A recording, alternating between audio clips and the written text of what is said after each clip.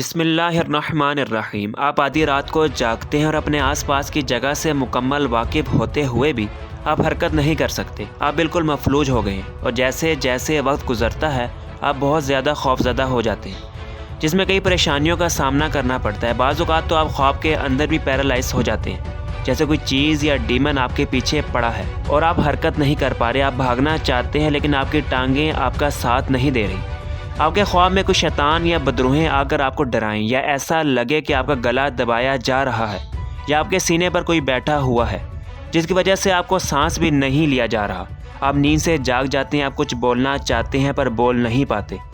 آپ اپنے جسم کو موو کرنا چاہتے ہیں پر اس میں بھی ناکام ہوتے ہیں۔ زیادہ تر لوگوں نے، جس میں آپ بھی شامل ہو سکتے ہیں، یہ ایکسپیرینس کیا ہوگا، اور اس میں اتنی حقیقت ہوتی ہے کہ اس کو سوچ کے انسان پریشان اور ڈر جاتا ہے کہ یہ خواب ہے یا کوئی حقیقت۔ اس عمل کو نام دیا جاتا ہے سلیپ پیرالائسس کا۔ بعض لوگ اس کو بری علامات سے جوڑتے ہیں۔ قدیم زمانے کے لوگ زیادہ تر اس کو بھوت پریت یعنی پیرانارمل ایکٹیویٹی سے جوڑتے ہیں، اور اس پر کافی کہانیاں بھی منسوب ہیں جو رات کے وقت بے بس انسانوں کو خوف زدہ کر دیتی ہیں۔ اور جن لوگوں کو اس کے بارے میں نہیں پتا، وہ لوگ اس کو انہی چیزوں سے جوڑ کر دیکھتے ہیں کہ اگر یہ سب ہو رہا ہے تو آپ کے گھر یا کمرے میں کوئی روح یا سایہ موجود ہے۔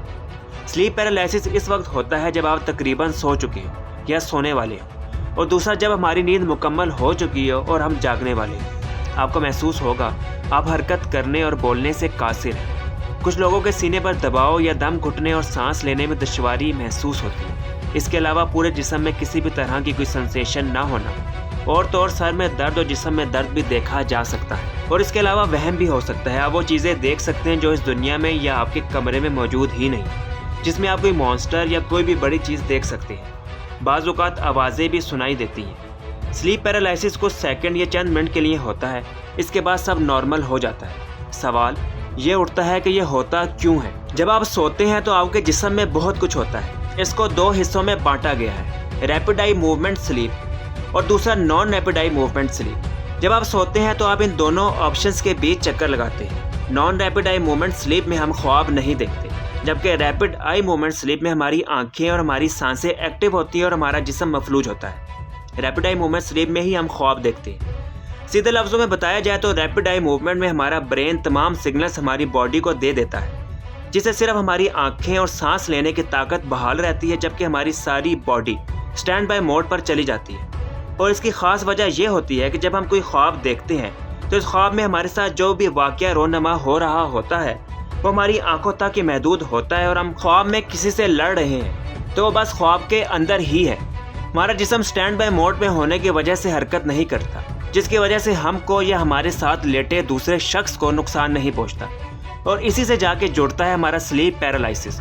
جب انسان ریپڈ آئی موومنٹ کے بیچ جاگ جاتا ہے تو دماغ پوری طرح سے الرٹ ہوتا ہے اور آنکھیں بھی کھلی ہوتی ہیں، جبکہ جسم مفلوج ہوتا ہے اور وہ کام نہیں کر رہا ہوتا، اور ہم کو ایسا محسوس ہوتا ہے کہ ہم جاگ تو رہے ہیں لیکن حرکت نہیں کر پا رہے، اور جیسے کسی بے بس قید میں ہیں۔ دوستو، ہر 10 میں سے زیادہ 4 افراد کو سلیپ پیرالائسس ہو سکتا ہے۔ یہ کسی بھی عمر کے مرد اور خواتین اور یہاں تک کہ 9 عمر بچوں میں بھی یہ حالت پائی جا سکتی ہے۔ اب بات کرتے ہیں کہ یہ ہونے کی وجوہات کیا ہیں۔ نیند کی کمی یا نیند کا شیڈول تبدیل ہو جانا، ذہنی تناؤ یا ڈپریشن، یا اکثر اوقات رات کے وقت ٹانگوں کا درد بھی اس کی وجہ بنتا ہے۔ اکثر کچھ دوائیوں کا استعمال بھی آپ کو سلیپ پیرالائسس کی طرف لے جا سکتا ہے۔ کئی مہینوں میں کبھی کبھار آ جانا یہ ایک معمولی بات ہے، لیکن اگر یہ پرابلم آپ کے ساتھ بہت زیادہ ہو رہی ہے تو آپ کو مکمل نیند کی ضرورت ہے۔